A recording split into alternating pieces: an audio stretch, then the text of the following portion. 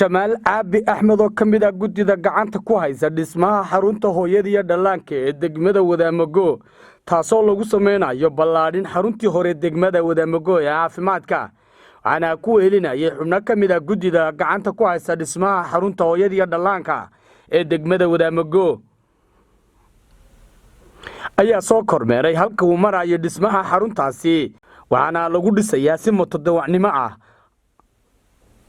taasi ay wadaan dadka ka soo jeeda degmooyinka Wadaamago iyo Qurlugud kuwaas oo isugu jira qurba joog iyo qolqol joog iyo ganacsato waxaana ugu baaqay inay si degdeg ah u soo dhameystiraan isla markaana ay ka qayb qaataan dhismaha xarunta caafimaadka degmada Wadaamago taasi oo tii hore lagu kordhinayo kadib markii ay noqotay xarun cidhiidh ah waxaana kamid ah hadaladiisii waxaanu joognaa xanaanadii laga dhisayay degmada Wadaamago oo qabiyo ah xanaanadana waxay ka kooban tahay 10 qol qolkana nimanka taaganahay waxa weeyaan qolkii loogu talagalay emergency roomka dadka marka horeysa in la soo dhigo waxaan doonayaa inaan qolalka oo dhan tiriyo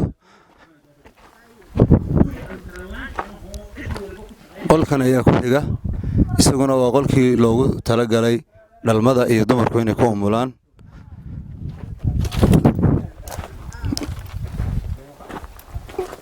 qolkan ayaa ku xiga isaguna qolka saddexaad ah oo qolka loogu talagalay dhakhtarku inuu fadhiisto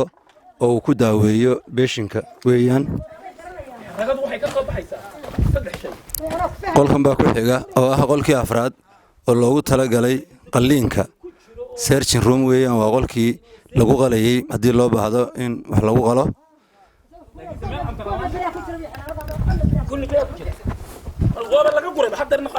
qolkan yarina waxa weeyaan isaguna waa reception roomkii qolkana ku xiga waa qolkii nursingka afarta qol isku xigaana waxa weeyaan afarta qol loogu talagalay ward roomka weeyaan waa ward 1 iyo ward 2 iyo ward 3 iyo ward 4 afarta wardna waxa loogu talagalay inay noqdaan qaybta beeshinka xanaanadu laba qaybood waxay u qaybsantahay laba qaybood oo qayb waxa weeyaan emergency-ga iyo qolka dhalmada qolka qalliinka iyo qolka dhakhtarka labada qol ee yaryar isku xigaana waxa weeyaan reception-ka iyo qolkii nursing-ka qaybtan oo gaar u xidhmaysa waa 4 qol oo loogu talagalay patient-ka oo waa ward 1 iyo ward 2 iyo ward 3 iyo ward 4 afarta waxa la dhigayaa bukaan chief weeyaan halkana waa daarada dhexe qolkan waa qolka nursing-ka qolkana waa qolka reception-ka qolkana waa qolka qalliinka haddii loo baahdo qolkana waa qolka uu dhakhtarku fadhiisanayo qolkana waa qolka dhalmada ee lagaga umulinayo dumarku marka ay foosha yihiin la dhigayo qolkana waa emergency roomka oo waxa la wixii emergency ee caafimaad ahaan halkan loo keenay ayaa la dhigayaa sidaas ay 10 qol u kala qaybsan yihiin horena waa tan marka tan la dhameeyana waa la isku xidhayaa marka insha Allah taala wuxuu noqon doonaa dhakhtar weyn oo caalami ah oo degmadan iyo deegaanada ku dhowba kaafiya sida darteed waxaanu leenahay dadka deegaanka dhamaantood iyo dadka muslimiinta aba dibad iyo guud meel kasta ha joogaane waa inay ka qayb qaataan dhismaha xanaanadan oo sida ugu dhaqso badan loo dhameystiro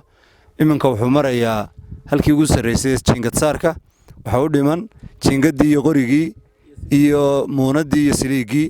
iyo inta deyrka la xidho ilaahay waxaan ka rajaynaynaa in sida ugu dhaqso badan u dhamaato cidii hore gacan ka geysatana aad iyo aad baan ugu mahadcelinaynaa ilaahayna waxaan leenahay ajarka aad geysateen ilaahay wax ka khayr badan ha idinku bedelo aad iyo aad baan idin salaamayaa